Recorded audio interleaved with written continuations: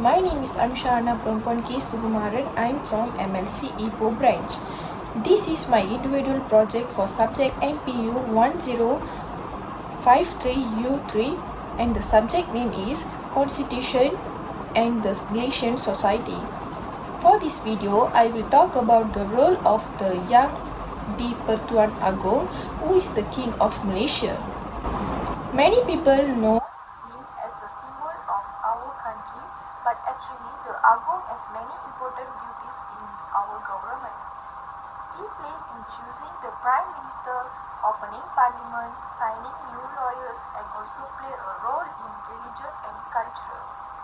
In this video, I will explain his main role: executive, legislative, judicial system, and also its special power and responsibility. So, let's begin by understanding who is the Yang di-Pertuan Agong is. So, who is the Yang di-Pertuan Agong? Malaysia is the coordinational monarchy. In the Yang di-Pertuan Agong is our head of the state. But unlike other monarchies around the world, Malaysian scheme is not hereditary position passed down from father to son. Instead, he is elected by the conference of the rulers constituting the 9 Malay rules from the state of Johor, Kedah, Kelantan, Negeri Sembilan, Pahang, Perak, Perlis, Selangor, and Terengganu. This election happens every 5 years.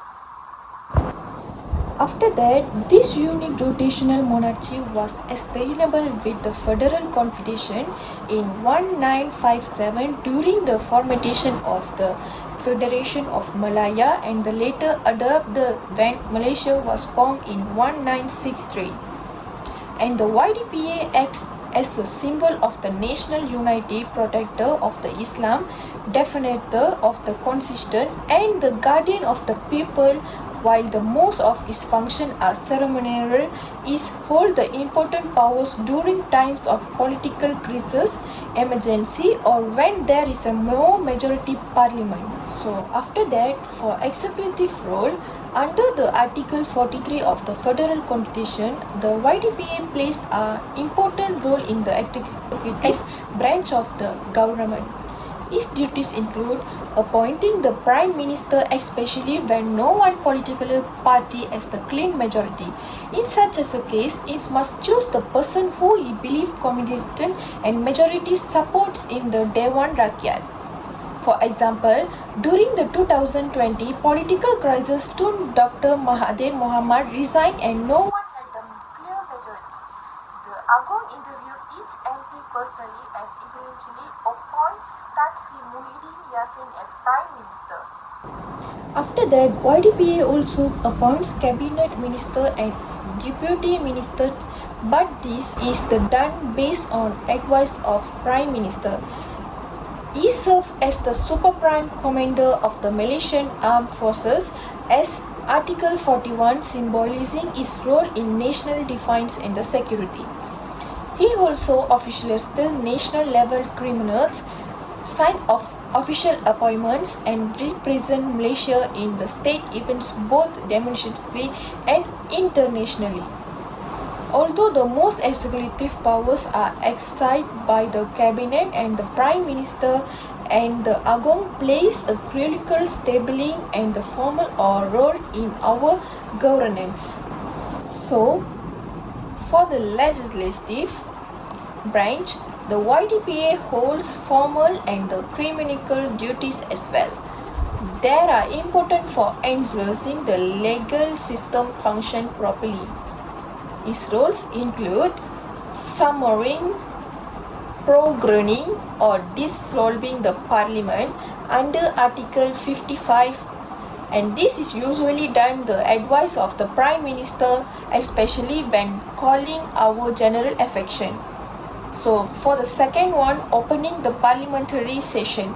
At the start of every new parliament session, the Agong delivers a royal address where is the outlines and the government plan, politics, and the legislative agenda. This address sets the tone of national direction. So for the third one, giving a royal assistance to bills.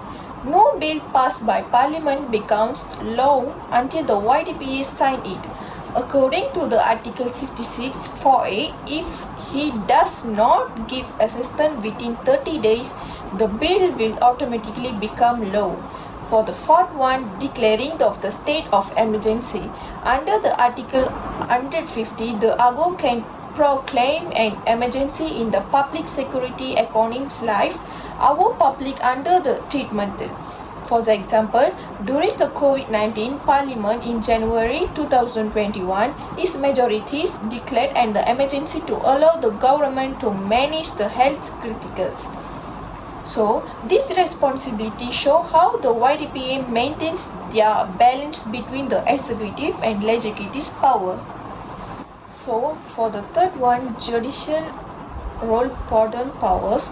Although the independent Agung still has the vital judicial role under the constitution, he appoints the Chief Justice, President of the Court of Appeal and the Chief Judge of the High Courts based on the advice of Prime Minister and the Judicial Appointments Commission, it means JAC.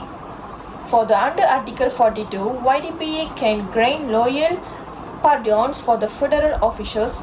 For example, in 2018, the Agong granted a full loyal pardon to Dato Sri Anwar Ibrahim, allowing him to return the active politics.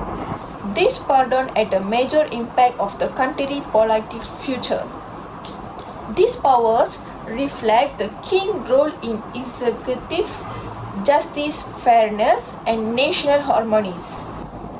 So after that, for the discretionary powers, while the most of YDPA's roles recline according to the advice of the Prime Minister and the Constitution allow him to add his own discretion in several key situations. For the first, appointing a Prime Minister when there are no clear majorities, such as during the GA 515 outcome in 2022. When the YDPA appointed Dato Sri Anwar Ibrahim after meeting with political leaders and MPAS. So the second one, refusing the disclose Parliament if his belief is not a national interest. For the third one, delaying royal assent to a bill for up to 30 days. These discretionary powers are critical in the moments of political instability, and they are held to protect the constitution and the democracy. So, after that, the religious and the cultural roles.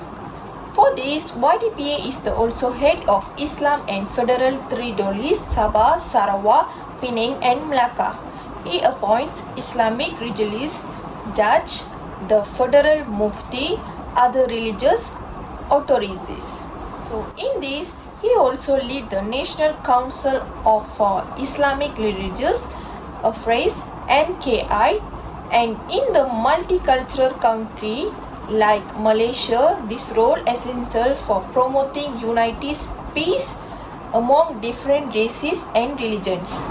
So currently, the king is national symbol. The portrait is displayed in the government buildings. The presence is seen in currency, national celebration, and events like Hari Merdeka, Malaysia Day, and the National Day parades. So for the conclusion, to conclude, the Yang di-Pertuan Agong is not just a place of central playing role in Malaysia political and cultural system. Although his powers are most important, and the YDP is not just a figurehead.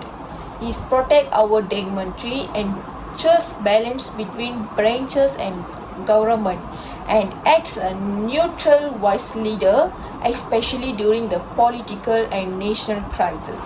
His responsibility across the executive, legislative, judicial, regulation, and cultural rights respect Malaysia's commitment to unity, rule of the law, and constitutional monarchy.